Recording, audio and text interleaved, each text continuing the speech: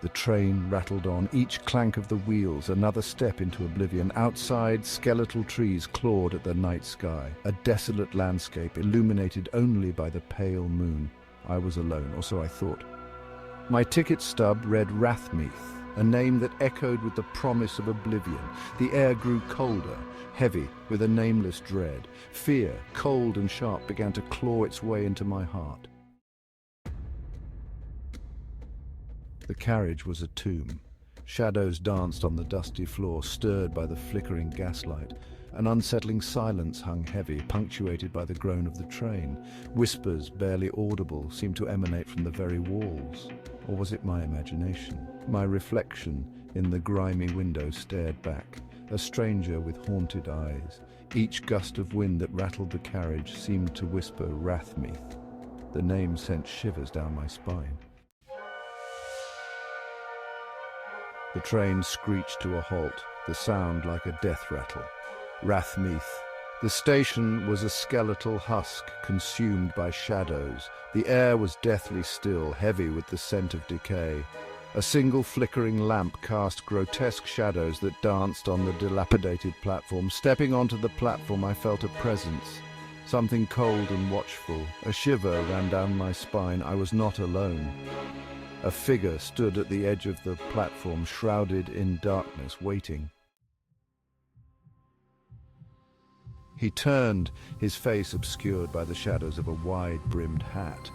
But his eyes burned with a cold, ethereal light. They held an ancient sorrow, a depth of despair that chilled me to the bone.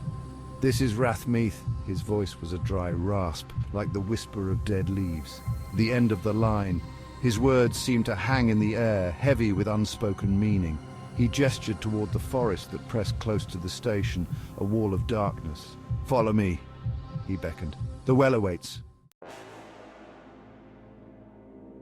The trees closed in around us, their branches twisted and gnarled like the limbs of tormented souls. The air grew thick with the smell of damp earth and decay. The moon, a pale sliver in the sky, offered no comfort in this place of perpetual twilight.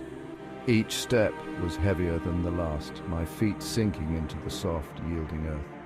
The silence was broken only by the sound of our footsteps and the rustling of unseen creatures in the undergrowth. Fear, primal and consuming, tightened its grip on my throat. Deeper and deeper we ventured, the forest floor littered with the skeletal remains of fallen trees. The air hummed with a strange energy, a palpable sense of dread that pressed down on me like a physical weight. Whispers seemed to emanate from the very trees themselves. The figure in front of me moved with an unnatural grace, gliding effortlessly over the uneven ground. He never looked back, but I could feel his eyes on me, cold and calculating. A sense of doom settled over me, heavy and suffocating. We emerged into a clearing, the trees parting to reveal a sight that sent a chill down my spine. In the center stood a well, its stones ancient and covered in moss. A faint bluish light emanated from the depths, casting flickering shadows that danced on the surrounding trees. "The Well of Sorrows," the figure rasped, his voice barely a whisper. "Gaze into its depths and you shall see your fate." He stepped aside, his eyes boring into me, daring me to approach. A wave of dizziness washed over me, and I stumbled towards the well, drawn by an unseen force. As I peered into the abyss, the bluish light intensified, swirling and pulsing like a beating heart. Images flashed before my eyes, fragments of memories, both real and imagined, all twisted and distorted. I saw my past, my present, and a future filled with unimaginable horror. The reflection staring back at me was not my own. It was a grotesque mockery, a twisted reflection of my deepest fears and darkest desires. A scream rose in my throat, but no sound escaped my lips. I was trapped, frozen in place by the horrifying truth revealed in the well's depths. The ground beneath me seemed to dissolve, and I felt myself falling, tumbling endlessly into the abyss. The bluish light consumed me, searing my eyes with its cold fire. The whispers grew louder, transforming into screams that echoed through the void. Panic surged through me, but it was too late. The darkness had me now, wrapping around me like a shroud. I closed my eyes, surrendering to the inevitable. This was my fate, my eternal prison. Time ceased to exist. I was adrift in a sea of darkness. My mind a whirlwind of fragmented thoughts and half-remembered nightmares.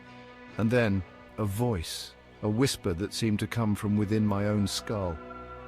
"You are home now," it hissed. "Welcome to eternity." My eyes flew open. I was back in the train carriage. The train rattled on, the scenery outside unchanged. Had it all been a dream, a cruel trick of the mind? But as I looked down at my hand, I saw it, a single drop of water, glowing faintly blue in the palm of my hand. The well's mark. My heart turned to ice. It was not a dream, it was my reality, and it would never end.